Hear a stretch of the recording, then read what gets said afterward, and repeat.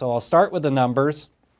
Again, starting at the high level, at the state level, the state's now performed 13 million tests since the beginning of this pandemic, and 763,000 of those tests were positive tests, which represents a cumulative positivity rate of 5.9%. So that's what we experienced over the entire pandemic, but certainly the positivity rate was much, much higher in the early stages of it and actually has come down quite a bit since then. In fact, the state's reporting that its trailing 14-day positivity rate is down to 3.6%, which is also identical to its 7-day trailing rate. So great to see things really kind of calming down at the state level, and hopefully that's a combination of fewer people contracting the virus through our behaviors, but also just more and more testing and testing so many more people that do not have the virus. So that's how you get that positivity rate down. Unfortunately, we've had just shy of 15,000 deaths. So the 763,000 people that contracted the virus, 14,615 passed away from the virus, which translates into a 1.9% mortality rate. The state is also reporting really good news on the testing front. So I think far and away one of the most frustrating aspects of this whole pandemic is just how long it takes to schedule, a test, to schedule a time when you can be swabbed and have your specimen taken. But then even when that happens, how long it takes to get the results back. And unfortunately, it wasn't that long ago that we were seeing delays, particularly at the commercial lab level, where it was taking 2 weeks to almost 3 weeks to get your test results back. That has improved dramatically. The commercial labs and even the public health department labs like the Tulare County Health Lab have significantly increased their throughput capacity. So the state now is indicating that on average it's taking 1.3 days to return results to the patient. 66% of results coming back in 1 day and 88% back within 2 days. So that's very positive, particularly at a time that we're looking to further increase the amount of testing that we're doing statewide. There are currently about 2,800 Californians that are hospitalized up and down the state, and we're still running a pretty constant 33% of those hospitalized patients are still in the ICU. So that's been pretty steady now for the last couple months, but definitely the hospitalization rate across the state is continuing to decline. And then lastly, statewide, we've had 36,000 healthcare workers that have contracted the virus.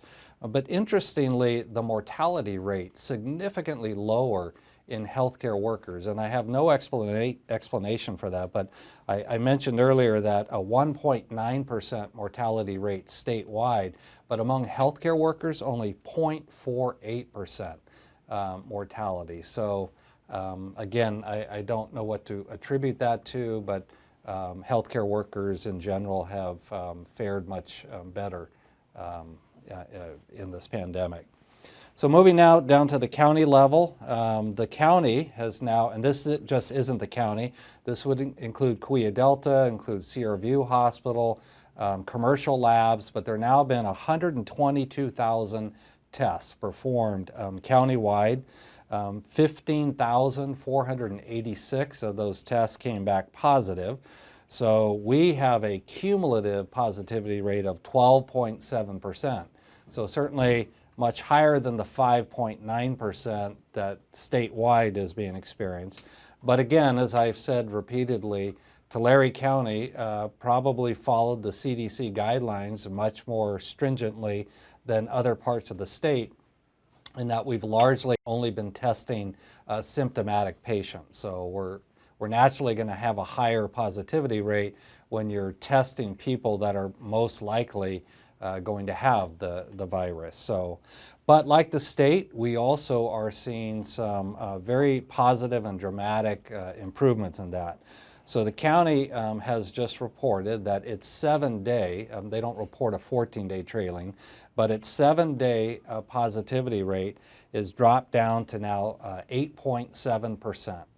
So that's just barely above that 8% threshold that a county has to maintain. Actually, you have to be below that 8% for that 7-day trailing period plus 2 weeks beyond that. So kind of a total of 3 weeks that you have to be below that 8% positivity rate to move into the next tier. So we're tier 1, purple, widespread outbreak, like 30-something other counties across the state.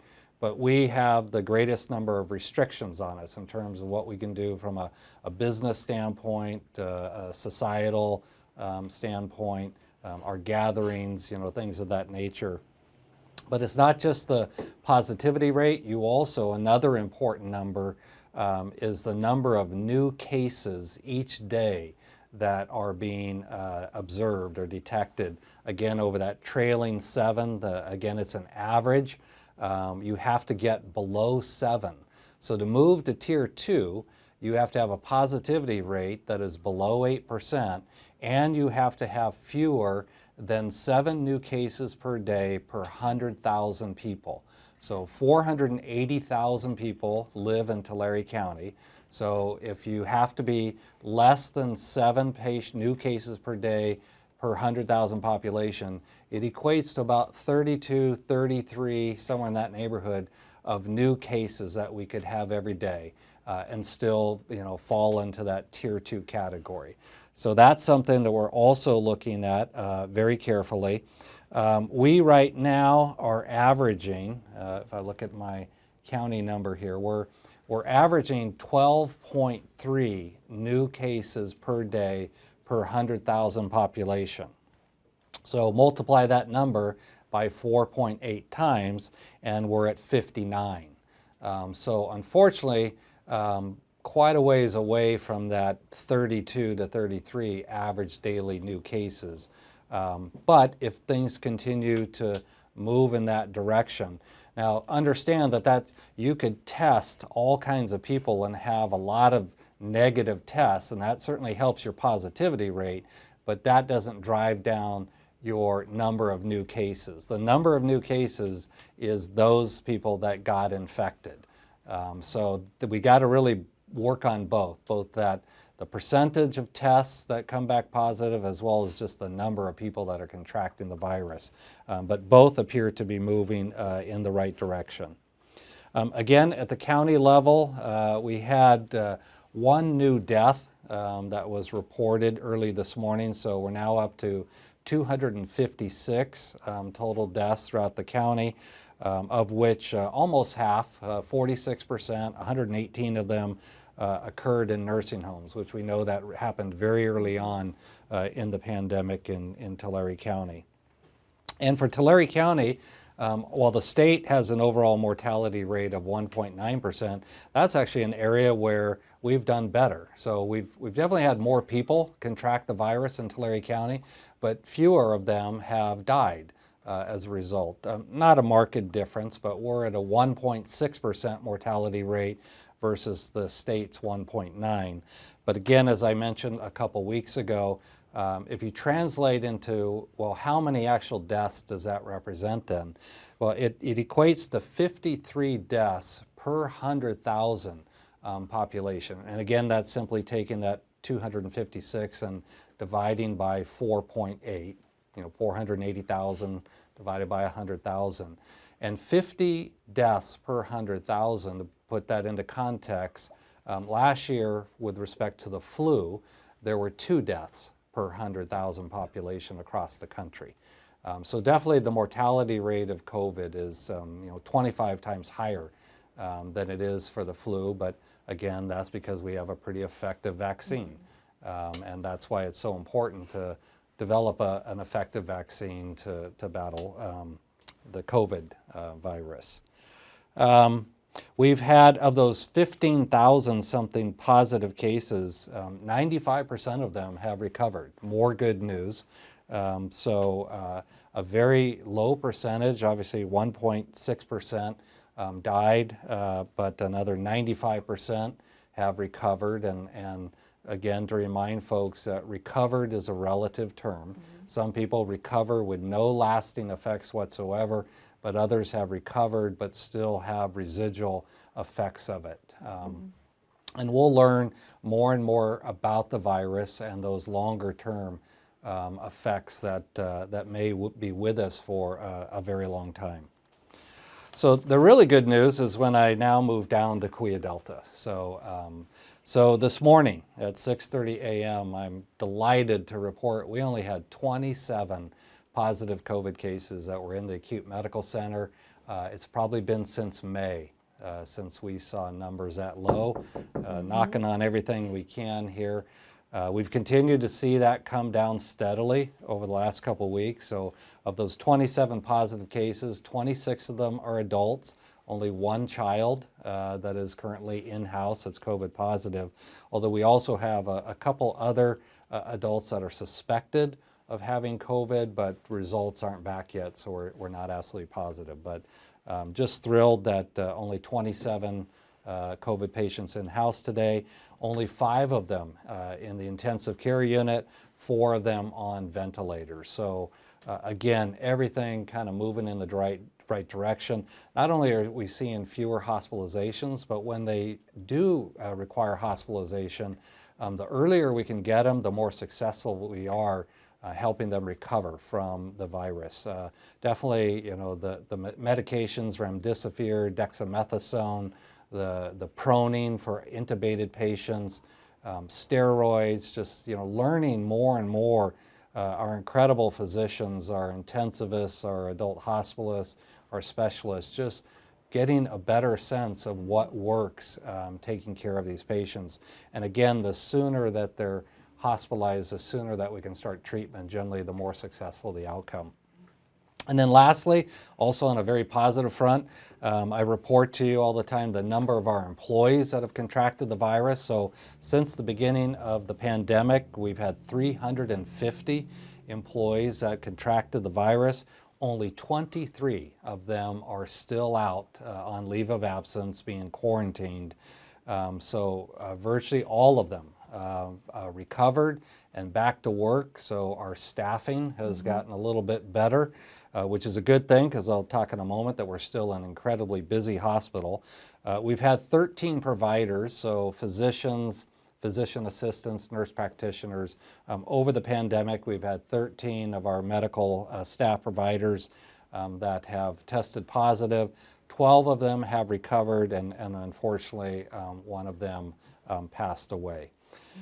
In terms of, lastly, I guess the overall occupancy, we're running at 88%, so still incredibly busy. It is better than the 90 to almost 95% that we were seeing over the month of July and a little bit into August. So of those, what do we have? Let's see, 40 beds in the whole medical center that are open right now. 16 of them are COVID beds, so we have capacity. Obviously, we're still sitting here waiting what's going to happen from Labor Day. Labor Day was, about a week and a half ago. So generally what we've seen with past holidays is if you got infected on Labor Day, takes anywhere from 2 to 5 to 7 days, or you might start exhibiting symptoms. And then when do you get to the point where you feel so bad that you need to go to the hospital? So we're kind of just entering that period. So we certainly hope this isn't the lull before the storm, that the 27 patients we have, I pray that that's what we continue to experience in the coming weeks. And if that's the case, then hooray for our community, hooray for our county, great job. So 16 open COVID beds right now, and 7 of them are in ICU, and lots of ventilators. Again, happy to keep them tucked away in inventory. We have 9 open beds on 2 South, which is kind of our medical surgical COVID respiratory unit. and then 23 open beds in the non-COVID areas. 7 of them in our cardiac ICU, 1 of them on 5 Tower, which is an intermediate critical care unit, 15 medical surgical beds open, and then just about a week and a half ago, you've heard me reporting that the 12-bed pediatric unit, we closed that a number of weeks ago, just to kind of keep in reserve for a potential surge that we might have to put adult patients into. We still take lots of kids, but we house them on the mother-baby unit, still cared for by pediatricians. But we decided about a week and a half ago to open up that 12-bed unit to non-COVID adults, because at the same time, we're also trying to slowly increase the number of elective surgeries that we're doing. So Brian Piercy, Dan Elaine, Jag Bath, Ryan Gates, working with Dr. Mark Wiseman, working with our anesthesiologists to slowly add a little bit more so we can catch up that big backload of elective surgeries that we've had to postpone, starting to take more of those on, and so that kind of motivated us to open that pediatric unit. So